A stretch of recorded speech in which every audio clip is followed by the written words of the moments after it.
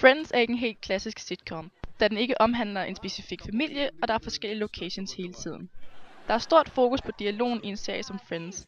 Man kan sige, at det i det store hele er dialogen, der bærer serien, og ikke billedsiden, som det er i nyere serier. Der var dog enkelte serier, som på forskellige måder var med til at bryde de klassiske rammer for den amerikanske tv-serie, og som var med til at bane vejen til den guldalder, vi har nu, den tredje guldalder. Friends er en del af den anden guldalder, som tidsmæssigt er fra 1981 til 1996. Langt de fleste serier fulgte de klassiske tv-genrer, fortælleskabeloner og censurregler. Den anden guldalder handler mest om at forfine genren og fokusere på målgruppen. Målgruppeovervejelserne bliver altså mere specifikke. Nu skal serien ikke længere fange hele familien som målgruppe, men en del af den.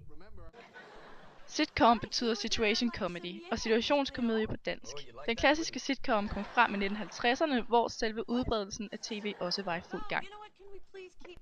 Sitcoms blev anklaget for at være ret ufilmisk, da selve komedien ikke lå i den filmiske formidling, men i karakterernes replikker og de fysiske udfoldelser, når kameraet ruller.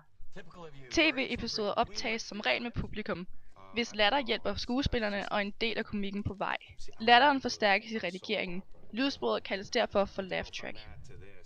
I Friends er der stort fokus på kropslig humor, som ses i klippet, hvor Monica har en kalkun på hovedet. I disse klip er lydsiden næsten irrelevant, fordi den kropslige humor vægtes højt her. Samtidig kommer komikken også til udtryk i replikkerne. Det kommer specielt til udtryk for karakteren Chandler, som tit har komiske input. Man kan konkludere, at Friends er en klassisk amerikansk sitcom, som underbygges af de viste klip. Disse førnævnte ting gør Friends til den serie, som den er i dag, som næsten har opnået kultstatus blandt de unge.